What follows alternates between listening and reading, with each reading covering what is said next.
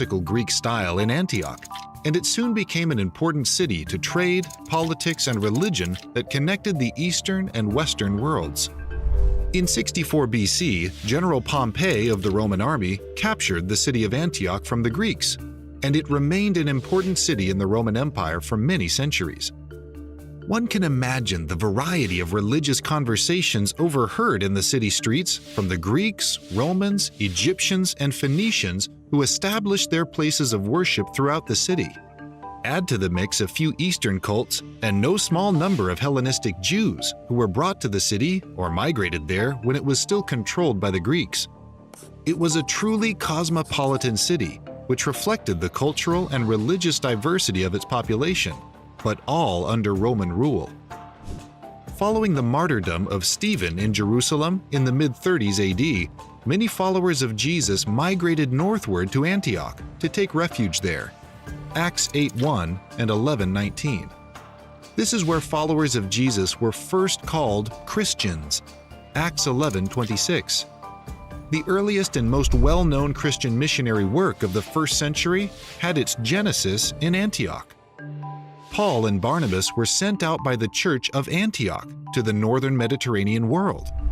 Paul's 3 missionary journeys and his trip to Rome were responsible for the spread of Christianity to the Jews and Gentiles around the Roman Empire. By the end of the first century, Antioch had a population of 300,000, making it the 3rd largest city in the Roman Empire, many of whom were Christians. It was not only an important city to the empire, but to Christianity in its earliest and most vulnerable stage. Christians in Antioch were among the most persecuted Christians in the Roman Empire. Some well-known monastic communities also spread east from Antioch. Before and after Christianity became the legal and eventually official religion of the Roman Empire in the 4th century, Antioch was recognized as one of the major centers of Christianity. It boasted a robust theological school to train people for ministry that rivaled the theological schools in Alexandria and Carthage. Since the city's population was so big, its location so crucial to the exchange of ideas, and its school so influential, the bishops of Antioch would wield significant influence over matters of church doctrine for centuries to come in the early church era. Along with Rome, Constantinople, Alexandria, and Jerusalem, the city of Antioch was crucial to the growth and direction of Christian life and thought.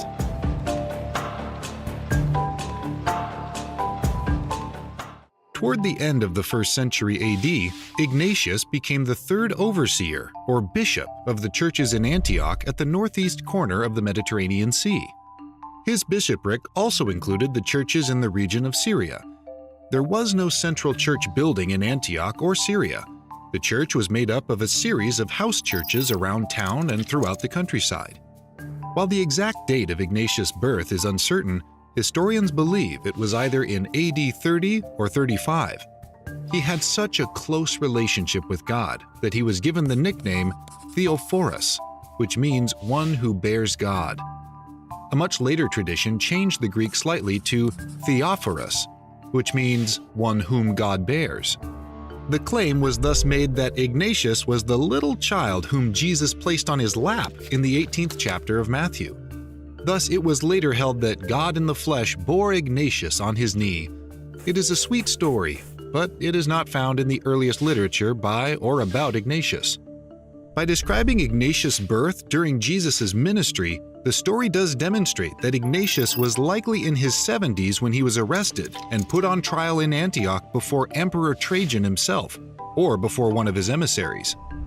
Though nothing is known about the trial itself, Christians in that era were often brought before a magistrate or governor, questioned along with witnesses as to if they really were Christians, and then punished accordingly. The result of the trial is that Ignatius was found guilty of being a Christian and therefore sentenced to death. Most of what is known to us about the life and beliefs of Ignatius come from his 7 letters, or epistles, written to 6 churches and to Polycarp, the bishop of Smyrna.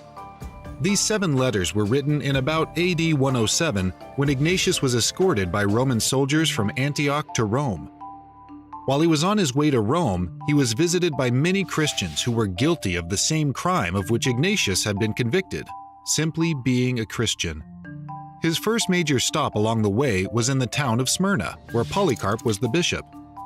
From that location, Ignatius wrote letters to the churches in Ephesus, Magnesia, and Tralles, which lay to the south of Smyrna. He also sent another letter ahead to Rome. When he arrived at Troas, he wrote letters to the churches in Philadelphia and Smyrna, as well as to their bishop, Polycarp. How did Ignatius die? His epistle to the Romans indicates that he was anticipated being attacked by wild beasts in the Roman Colosseum for the entertainment